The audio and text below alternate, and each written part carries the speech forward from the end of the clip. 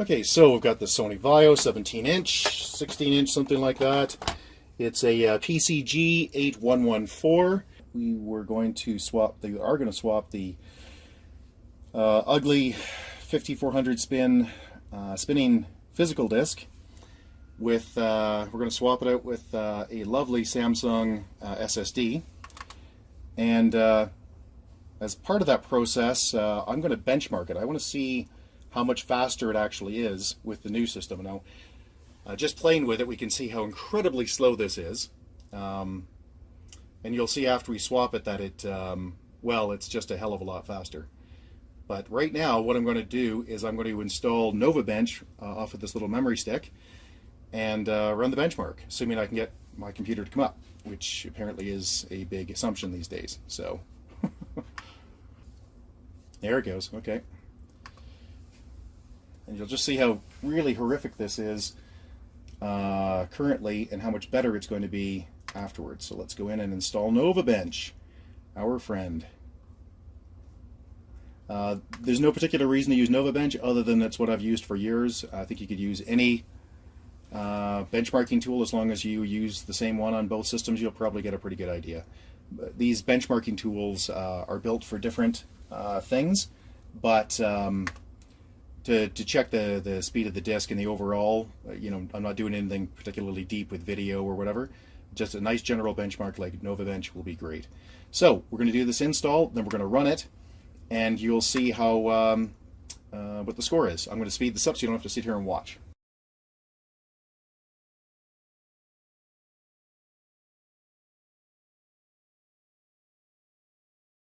Yeah.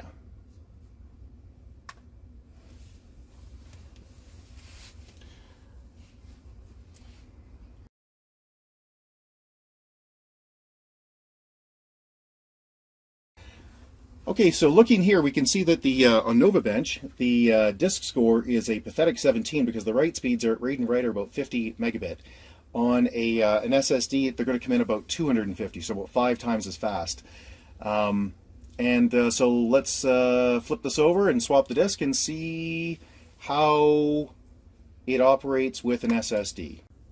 Okay, so we've got it flipped over, and all I want to do is pop these 2 screws out. These are much longer than they look. They're that long, so you have an idea. So you really got to crank them. Now, originally I was trying to lift this up. You don't do that. This one you push this way, which is hard to do with the screws in, but that's what you got to do. So you either have to get the screws out and then pry up, which is what I'm going to do here. There we go. I'm going to try to pry it this way and up at the same time. And the reason there we go, see that? There's a little clip. Just got to get that screw up. Come on, little screw. There we go. And there we go. So I'm going to flip this over so you can see there are tabs here, so it has to slide in. Okay, so all we do now is take these screws out, and we can remove the old disc that's in here and replace it with the new spinning disc, or the new solid state disc, SSD. Turns out these 2 screws are the same length, but I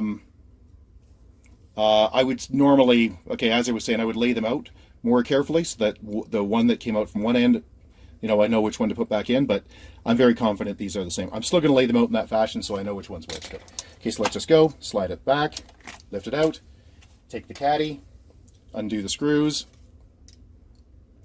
and, oh, that was put in tight. These screws I can guarantee you are the same. They always are because these are industry standard disc screws, so they have to be to do that. So there we go. So we're going to rip out the Hitachi, I don't know how big this is. It's in there somewhere. Yeah, but it is just a 5400 spin disc from February 2010. It's about a 500. There we go. Let's pop in the new SSD. So really the only thing you have to be careful of here is you're putting it in the right way. So that connector has to meet up with that connector, so I have to make sure that it goes in that way. There we go.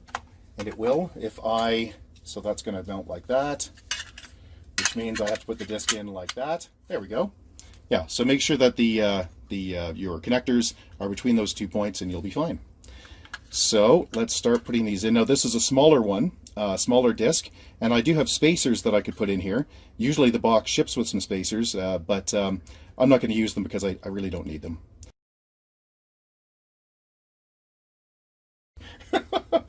Okay, so here we have it screwed in, 1, 2, 3, 4. Pop it down. So I have to scoot it in like that to go underneath the plastic. There we go. And then slide it back. There, it's in now. And let's pop in a couple of these screws. There we go.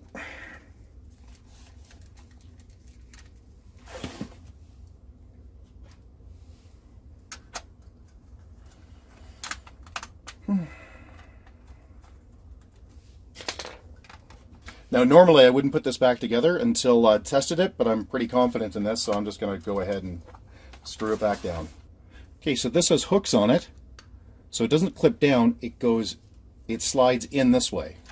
So you take it like this, and you slide it in. There you go. And you can put the screws back in.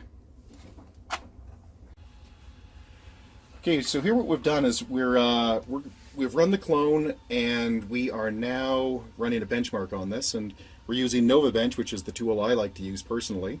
Lots of different tools out there. They're probably all fine. I use NovaBench just to give us a benchmark as to how it's going. So let's see what it comes up with. I'll speed this up so you don't have to sit here and watch it. There we go. Okay, so this came up with a score of 893. The CPU's nice and, the CPU's fine. Disk score, it's reading and writing at 250 megasecond. Yeah, you can see that it's a huge improvement over what we had with the spinning disk.